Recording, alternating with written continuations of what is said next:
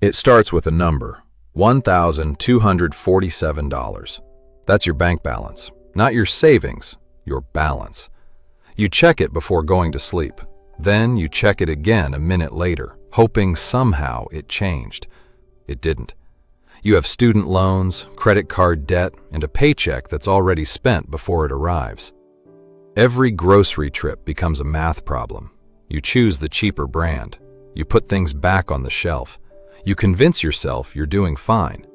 Home loan, car loan, credit card minimum due, even the phone you're holding, it's all is. Add it up, and a big chunk of your salary is already spoken for before you've spent a single rupee on yourself. Here's where it gets dangerous. A repair bill shows up out of nowhere. If you have an emergency fund, it's a formality. Money in, problem solved. If you don't, that same bill goes on a credit card charging 24%. One path costs you nothing extra. The other quietly starts compounding against you. Same car, same price tag, but pay with financing instead of cash, and that $8,700 in interest is money that just vanished for the exact same set of wheels. And debt doesn't stay still, it grows. $25,000 becomes $28,000, then $33,000, then $40,800 in less than a year without you spending another rupee. That's compound interest working against you instead of for you. This is what financial stress really feels like. Then, one day, something changes. Maybe it's a raise. Maybe it's finally clearing your first credit card. The number isn't life-changing, but the decision is. For the first time, your money starts moving in the right direction. Not because you got lucky, but because you chose to protect it. You sit down and actually map out where every rupee goes. Rent, food, transport, bills, and for the first time, a slice set aside for savings. It's not a huge percentage, but it's not zero anymore. Then the test comes. Something breaks, this time a car repair. And instead of reaching for a credit card, you reach into savings. No debt, no interest. Just money you already set aside, doing exactly what it was there for. Compare that to before. No emergency fund meant every surprise became debt. Now look at the other side. Same surprises, but zero debt, and peace of mind instead of panic. You start noticing the small leaks too. Coffee, food delivery, a few subscriptions you forgot you even had. None of them dramatic on their own, but add them up and small expenses quietly become a big number every single month. So you keep filling the jar, a little every month, not because you suddenly earn more, but because you finally have a plan for the money you already have. And here's what nobody tells you early enough. Time matters more than the amount. In this illustrative example, the same monthly investment started 10 years earlier could hypothetically grow to more than double by the time you retire. 10 years. That's the entire difference. That's why an emergency fund isn't just savings, it's protection. It's what stands between you and debt when medical bills, car repairs, or a job loss show up uninvited. 3 to 6 months of expenses, and suddenly, life's surprises stop being financial disasters. Once your safety net is built, curiosity replaces fear. You notice something. Money sitting in a savings account barely moves. But the same 10,000 rupees, given time in stocks, mutual funds, or gold, has historically had the potential to grow further. That's when investing stops feeling scary and starts feeling like an opportunity. So you open your first investment account, mutual funds, stocks, ASIP you barely understand at first. But the idea is simple. For the first time, your money isn't just sitting still. It's out there, working, even while you sleep. Here's an illustrative example of what consistency can look like. Investing 5,000 rupees every month for 10 years means you've put in 6 lakh rupees of your own money. At a hypothetical 12% average annual return, that same discipline could grow to over 11 lakhs. That gap, that's the market doing part of the work for you. And this is where time becomes your biggest advantage. The same 10,000 rupees left untouched could hypothetically grow to nearly 6 times its value over 30 years. Nobody tells you this early enough. The earlier you start, the less you actually have to do. But here's an order most people get backwards. Your emergency fund always comes first. Investing comes after. Safety first, growth second, never the other way around. Once that safety net is in place, your jar isn't just holding cash anymore, it's growing.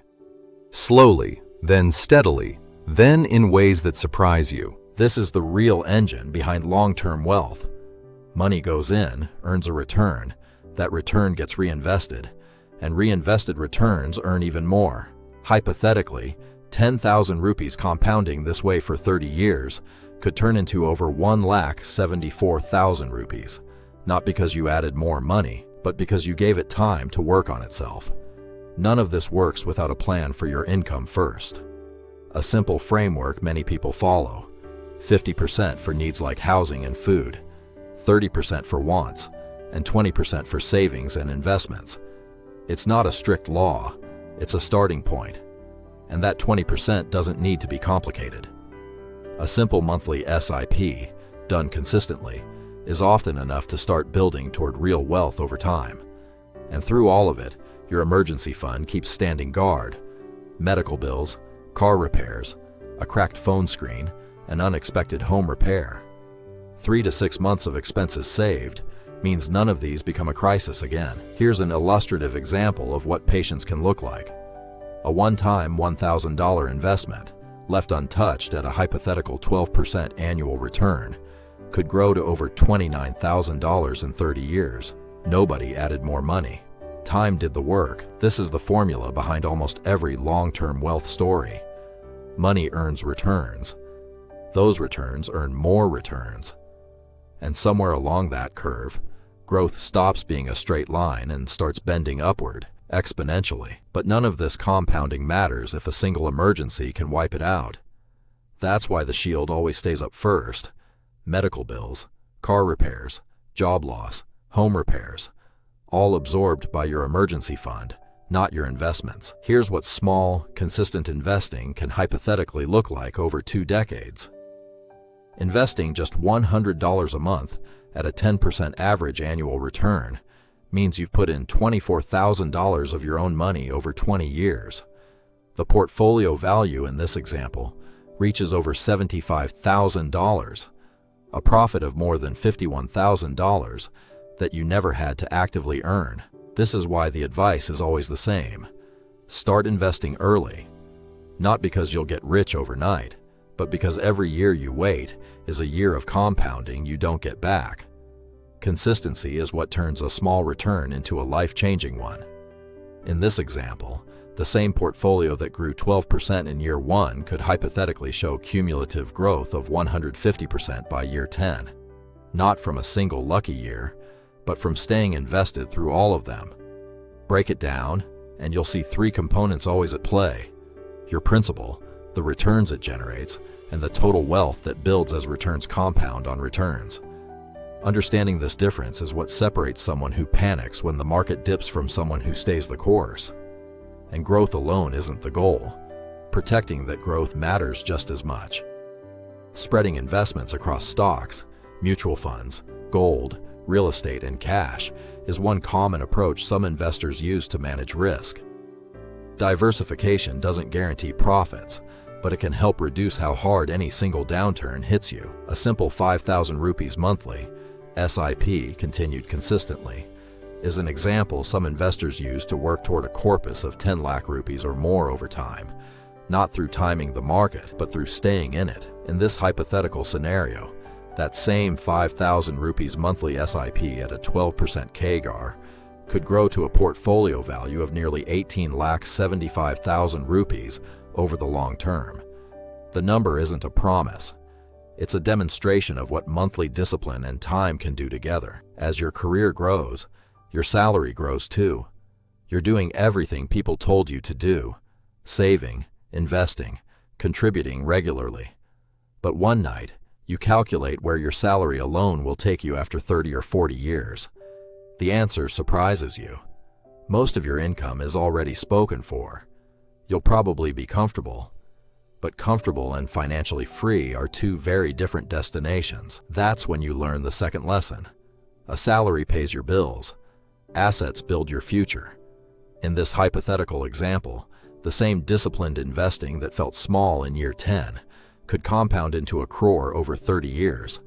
Not from a bigger paycheck, but from letting assets do the heavy lifting. So you start something small on the side. A project, freelancing, maybe content creation. At first it makes almost nothing, then a few hundred rupees, then more. And instead of spending it, you reinvest every rupee back into the system. Slowly, your net worth begins growing faster than your paycheck ever could. In this example, a steady $500 a month, given 20 years and a 12% average return, starts compounding into something your salary alone was never going to build. Now, something strange happens. Your investments start earning money while you're asleep. An auto SIP running quietly in the background means your money keeps working even on days you don't think about it at all. For the first time, your time and your income are no longer directly connected. That's leverage. Money that grows whether or not you're the one actively earning it that day. And this is what leverage looks like over time. Not a single big win, but a portfolio value that keeps climbing year after year, powered by decisions you made once and simply let run. By year 20, in this illustrative scenario, that same 5,000 rupees monthly SIP could grow to roughly 75 lakh rupees.